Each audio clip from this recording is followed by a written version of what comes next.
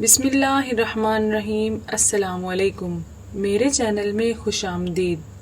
آج میں آپ کو حضرت عیسیٰ علیہ السلام کا ایک سبق آموز واقعہ بتانے جا رہی ہوں۔ ویڈیو شروع کرنے سے پہلے آپ سے گزارش ہے کہ میرے چینل کو سبسکرائب کریں۔ بیان کیا جاتا ہے کہ بنی اسرائیل میں ایک شخص تھا جس کی بیوی نہایت حسین تھی، جس پر وہ اسرائیلی فریفتہ تھا۔ چنانچہ جب اس عورت کا انتقال ہو گیا تو اس اسرائیلی کو بڑا قلق ہوا اور ایک مدت تک وہ اس عورت کی قبر پر بیٹھا روتا رہا۔ اتفاقاً حضرت عیسیٰ علیہ السلام کا ادھر سے گزر ہوا تو انہوں نے اس اسرائیلی کو پریشان حال دیکھ کر اس کا سبب معلوم کیا۔ جب اسرائیلی نے اپنا واقعہ بیان کیا تو حضرت عیسیٰ علیہ السلام نے دریافت فرمایا، کیا تو چاہتا ہے کہ میں اس کو تیرے لیے زندہ کر دوں؟ اس نے عرض کیا کہ ہاں حضور، یہی میں چاہتا ہوں۔ چنانچہ جب حضرت عیسیٰ علیہ السلام نے اس قبر کے مردہ کو آواز دی تو قبر سے ایک حبشی غلام، جس کے ناک کے نتھنوں، آنکھوں اور جسم کے دوسرے سوراخوں سے آگ کی لپیٹیں اٹھ رہی تھیں، حضرت عیسیٰ علیہ السلام کو دیکھتے ہی غلام نے کلمہ پڑھا کہ لا الہ الا اللہ عیسیٰ روح اللہ۔ اسرائیلی نے یہ دیکھ کر عرض کیا، حضور مجھ سے غلطی ہو گئی، میری بیوی کی قبر تو دوسری ہے۔ یہ سن کر حضرت عیسیٰ علیہ السلام نے حبشی کو حکم دیا کہ تم اپنی قبر میں واپس ہو جاؤ۔ چنانچہ وہ مردہ ہو کر گر گیا اور اس کی قبر کو مٹی سے چھپا دیا گیا۔ پھر حضرت عیسیٰ علیہ السلام نے اس دوسری قبر کی جانب توجہ فرمائی اور حکم دیا کہ اے صاحب قبر، اللہ کے حکم سے زندہ ہو جا۔ چنانچہ قبر پھٹی اور اس سے ایک عورت سر سے گرد جھاڑتی ہوئی باہر آ گئی، جس کو دیکھ کر اسرائیلی بولا کہ یا روح اللہ، میری بیوی یہی ہے۔ اور حضرت عیسیٰ علیہ السلام کے حکم سے وہ اسرائیلی اپنی بیوی کو ہمراہ لے کر واپس ہونے لگا، مگر عرصہ سے جاگا ہوا تھا، اس لیے اس پر نیند کا غلبہ ہو گیا اور اس نے بیوی سے کہا کہ تیری قبر پر گریہ زاری اور بیداری نے مجھے ہلاک کر دیا ہے، اس لیے میں یہ چاہتا ہوں کہ کچھ دیر آرام کر لوں۔ بیوی کہنے لگی کہ ہاں، آپ آرام کر لیجئے۔ چنانچہ وہ اسرائیلی بیوی کے زانوں پر سر رکھ کر سو گیا۔ اتنے میں ایک گھوڑے پر سوار ایک شہزادے کا ادھر سے گزر ہوا جو اپنے زمانے کا یکتا حسین تھا، جس کو دیکھ کر شہزادی ازحد فریفتہ ہو گئی اور اس کا دل قابو میں نہ رہا۔ اس نے شوہر کا سر زانوں سے نیچے رکھا اور فرتے محبت و غلبہ عشق سے مجبور ہو کر شہزادے کے سامنے جا کھڑی ہوئی۔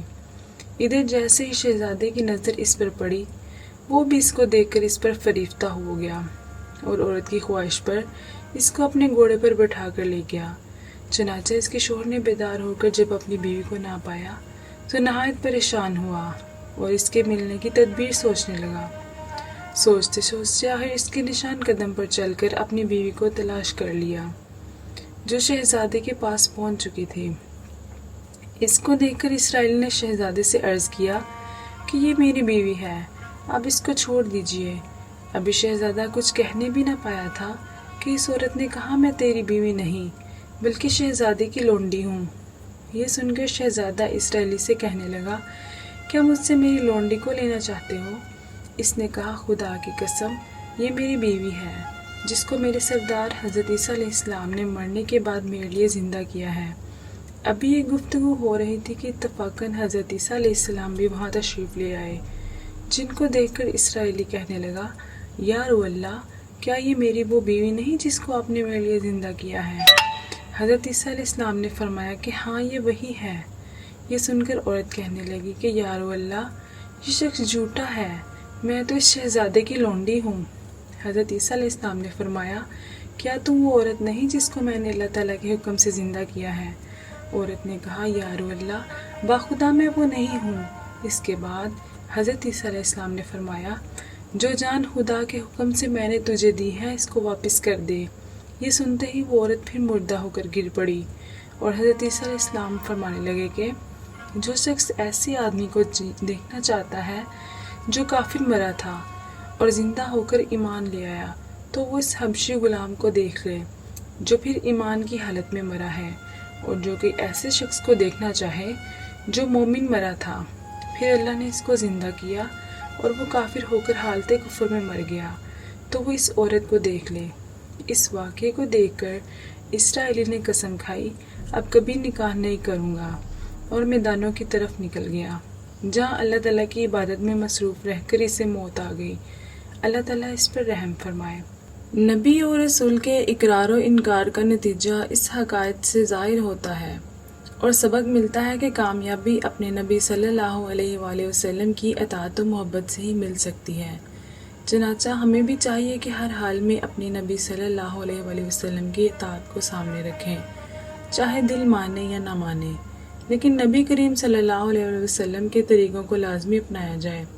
اللہ تعالیٰ اس واقعے سے سبق حاصل کر کے عمل کرنے کی توفیق عطا فرمائے۔ آمین۔